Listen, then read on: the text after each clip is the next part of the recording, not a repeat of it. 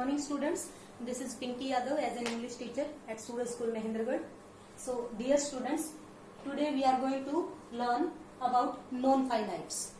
So, students, non-finites are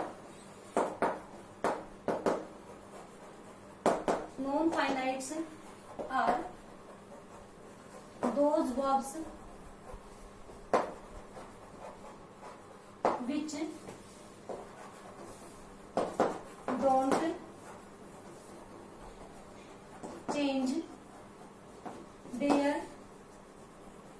forms according to the number and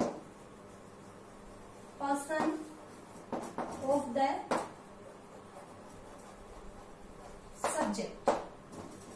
Students, non-finites are those verbs which don't change their forms according to the number and person of the subject are called non-finites. For example, I want to play football. Next example, he wants to play football. They want to play football. These are the three examples in which I have used the same verbs. Here, want to play. In this sentence also, wants and to play, want to play. But every time, this verb is changing its form and it is the same form. It is not being changed. So, the verbs which change their form according to the number or person of the subject is called finite verbs, and which don't change their forms are called non-finite verbs. So, here I is in plural form. So it is a subject verb concord, subject verb agreement. It is a rule that singular subject always takes singular verb and plural subject always takes plural verb. We have learnt in subject verb concord topic. So here here the subject is plural, so verb also I have used here in plural forms. Due to this singular subject, here I have used singular verbs, and due to the plural subject, again here plural verb. And this is the verb to play. In all the sentence I have used the same form. It has not been changed because due to the number or person of the subject. So it is called non-finite verb. Next,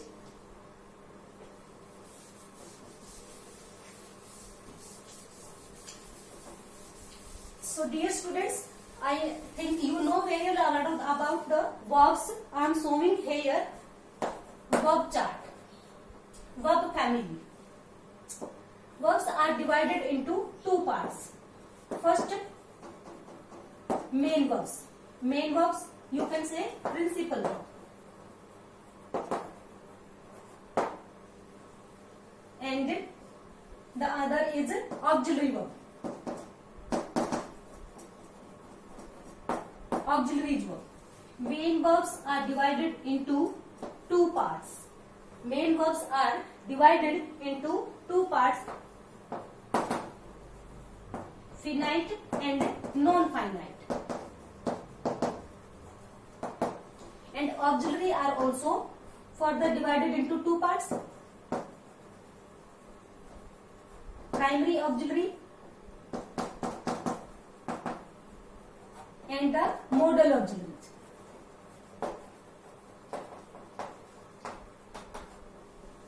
And finite verbs are divided into two parts. Finite verbs are divided into two parts. Those are transitive verbs, transitive and intransitive. like this, non-finites also are divided into parts. These are the three parts of non-finite verbs. First, infinitive. Second, gerund, and third one is the participle.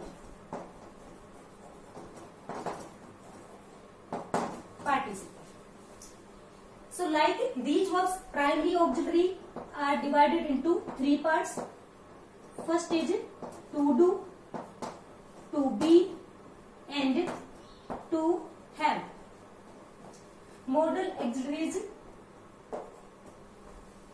I mean to say all the modal are called modal auxiliaries. Just like can, could, shall, should, will, would, must, ought to, need, dare, must, might, may. These are the modal auxiliaries. So students, this is the verb family. This is a chart of verb. If I tell about the non-finite types, infinitive also are divided into two parts. It has two parts. So first, to infinitive. To infinitive, and second is bare infinitive.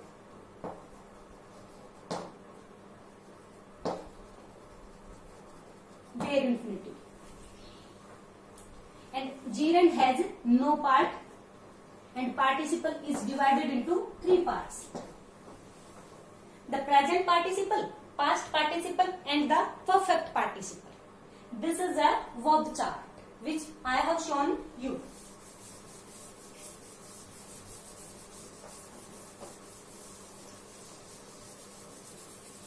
So students, non-finites are the verbs which we are going to learn today.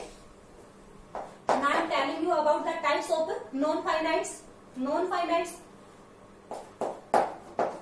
Types of non-finites.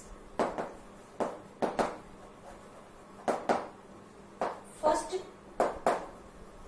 the infinitive. The infinitive. Number two, the gerund, and number third, the participle. These are the types of non-finite verb. In the infinitive further is divided into two parts. First, to infinitive, and the other is bare infinitive. Dear students, these are the two parts of infinitive, and gerund has no parts. So to infinitive means 2 plus V1.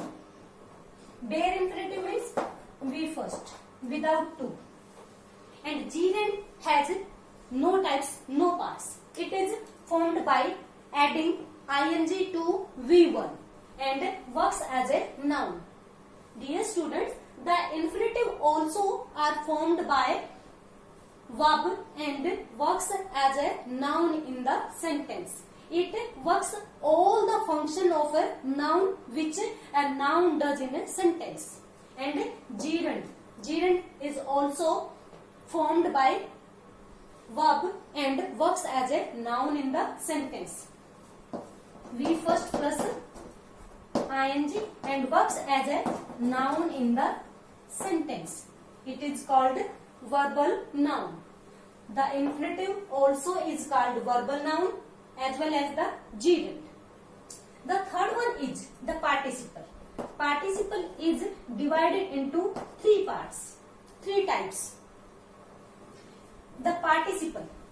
If I define the participle is a verbal adjective which is partly a verb or partly an adjective.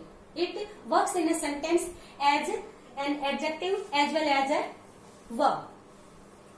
It has three types. First, the present participle. present participle. Number 2, the past participle.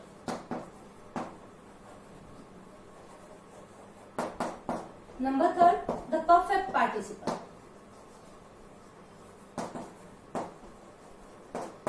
Perfect participle.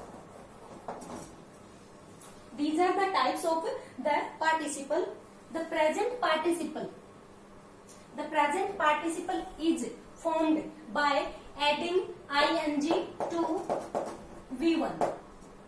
It is formed by adding ing to V1 and it works in the sentence as an adjective.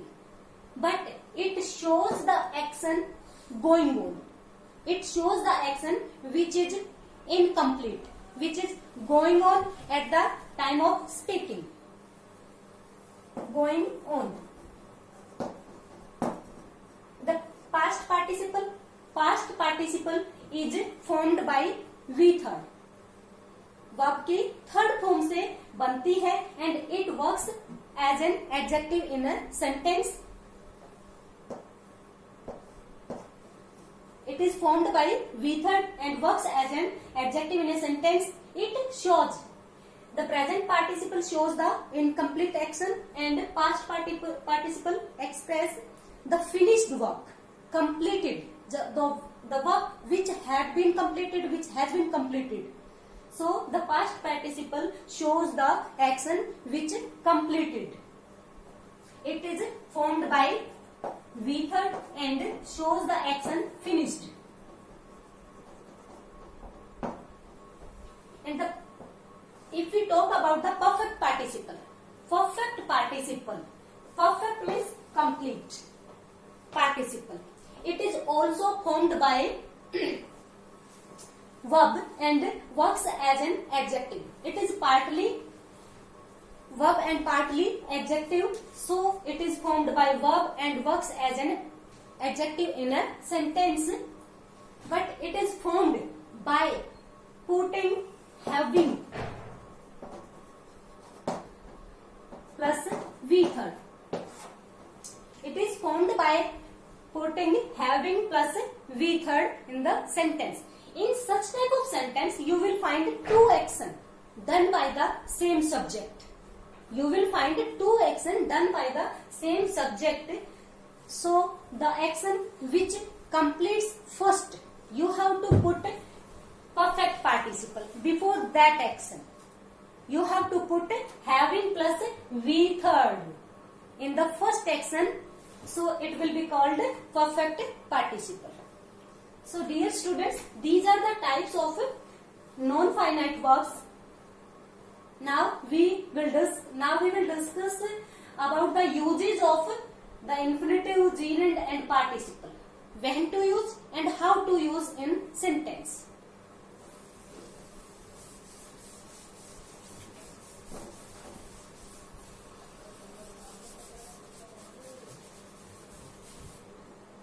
First, bare infinitive.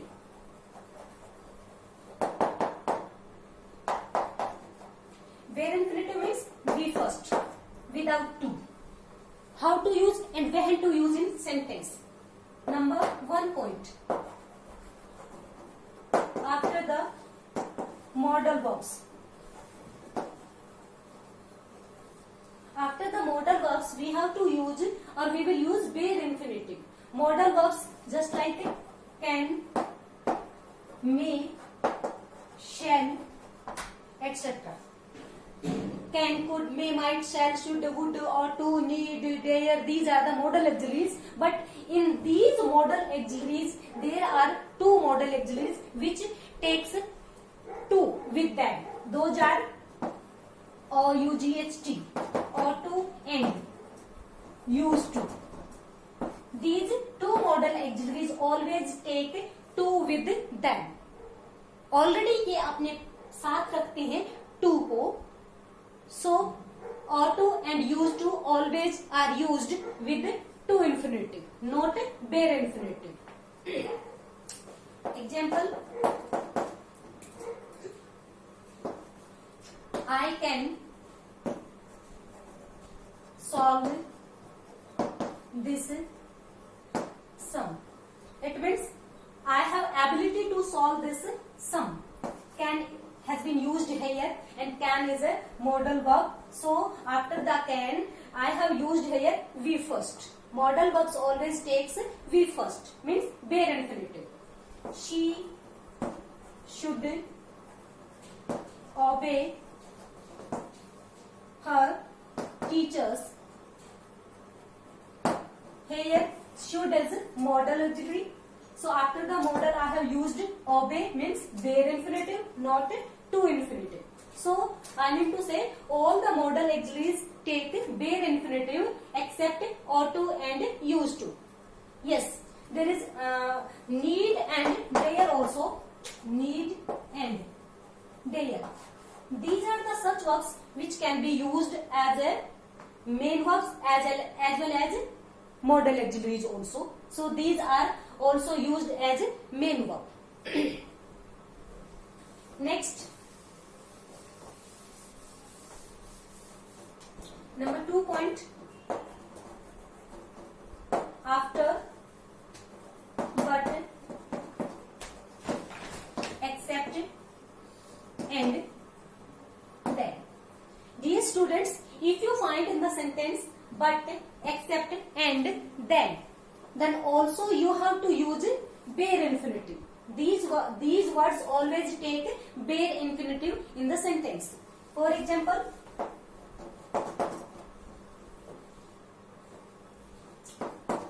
he does everything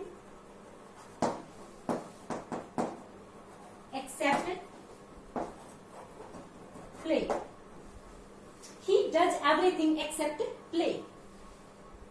Except word has been used in the sentence. Due to this word, I have used here bare infinitive, not to infinitive, because we have read in the rule but, except, and then always take bare infinitive. If I give you another example, she did nothing but gossip. Students, she did nothing but gossip. उसने कुछ नहीं किया but gossip किया, बातें की उसने, गप्पे हाके. So due to but I have used here bare infinitive. So dear students, like these examples, there are so many examples in which if you find but, except, then, you will use here bare infinitive. Just like I would rather die than beg, and so more. So on, there are so many examples. Next point, we have discussed this rule, and the third one is but, except, then. After this, had better. Had better,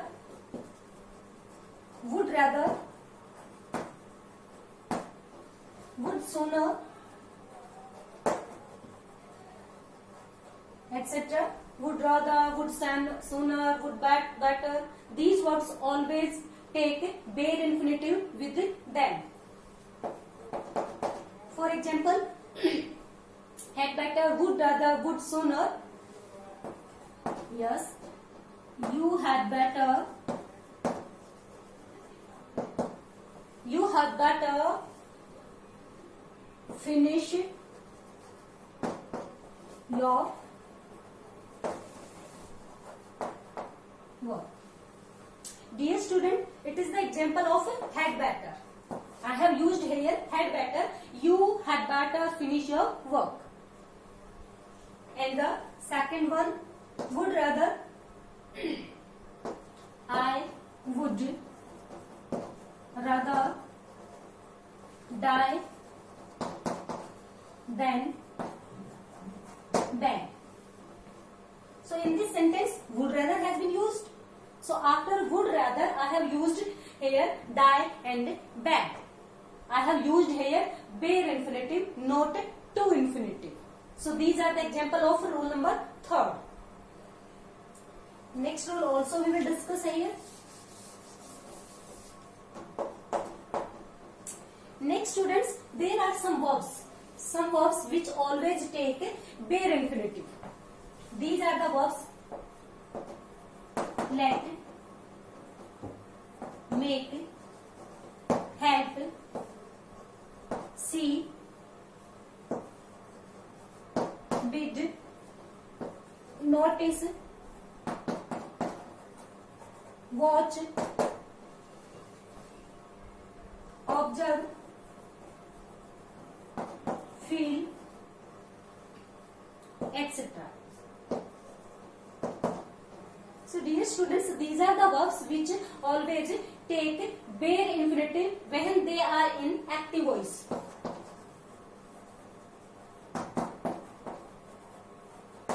When they are in active voice, we use bare infinitive with these verbs.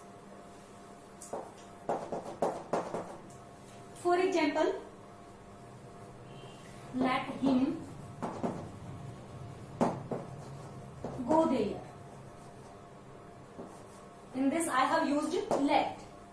Next example, I will make you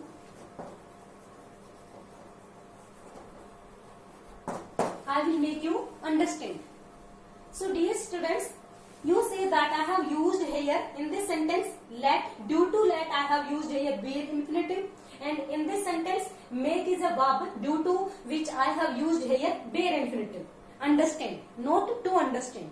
So these are the example of these verbs. So now next we can give more example also in which we can use these verbs. See, I saw him go there, bid, he bade me go there. So like this, there are so many examples in which we can use all these verbs. When they are these verbs are found in active voice, we have to use bare infinitive. But if these verbs are found in passive voice, so we will use to infinitive. Further we will discuss in the when I will tell you the rules of to infinitive. Then this rule also apply for the to infinitive. If these verbs are found in passive voice, we will use to infinitive. So next, students, I think you have understood all the verbs, all the rules which I have discussed here about bare infinitive. Next I am going to discuss the rules which are used for the to infinitive.